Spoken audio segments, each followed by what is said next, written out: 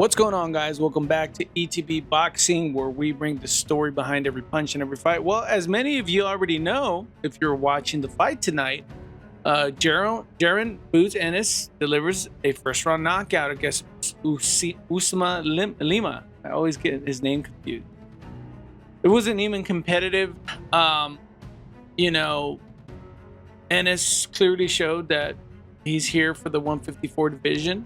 He's the special fighter at 147. He didn't get all the fights that he could get at 147, but I can see why now.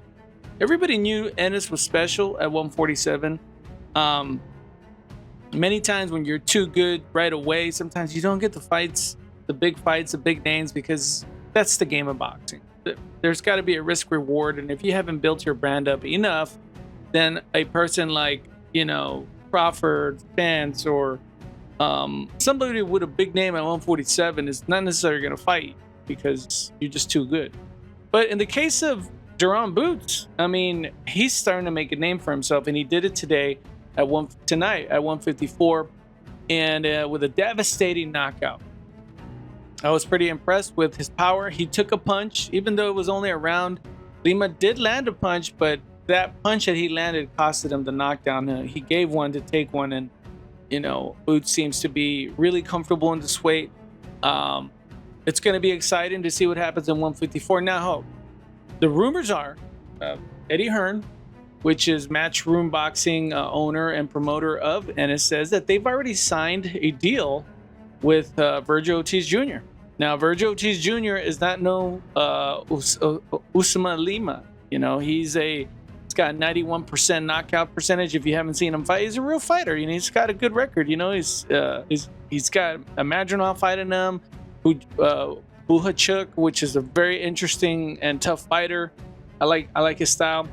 Look, everybody that's criticizing Boots Ennis, that cherry picked Lima.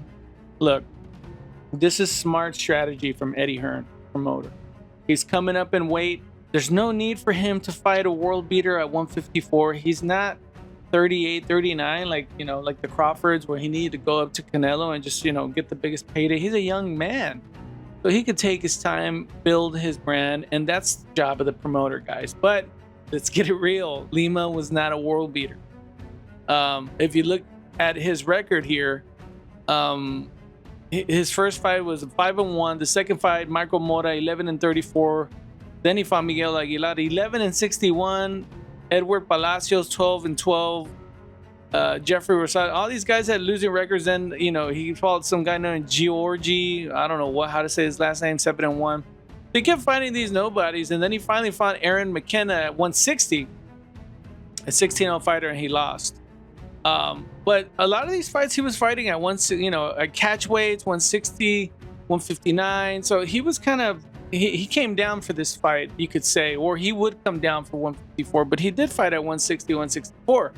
So this guy wasn't going to test Ennis at all. This was just going to see how Ennis was going to be in this weight division. Was he comfortable with it? Did his power come up? How does he feel? How was the training camp, not having to dehydrate?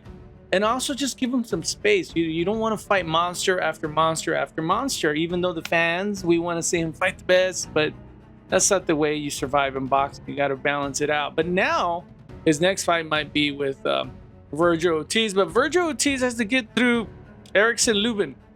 Erickson Lubin is a strong fighter. He actually had a big loss against Sebastian Fundora. I think, when was that he fought him? He fought him on March the 9th, 2022. They both were down, but the referee called it off. It was a grueling match. But this is interesting, though, because all of us know that the Sebastian Fundora fight is also off with Keith Thurman. So depending on what all this happens, man, the 154 fight, or there can be a lot of interesting fights, depending on the results of Thurman and Fundora whenever it happens. If Ortiz can get past his guy, you got a lot of interesting fights that can brew up at the 154 weight class. So I'm excited about this. Congratulations to Jaron Boots. He's a fantastic fighter. I hope that he gets the big names and the big fights and we can actually have really good fights, and the fans can actually come out and support these fights, and none of these clown show fights that we've been seeing lately. Anyway, I just want to update you really quick. If you enjoyed the content, click like and subscribe. I know it's annoying, but it helps the channel grow, and I really appreciate it. It really helps us a lot. That's the punch. That's the story. That's ETV Box.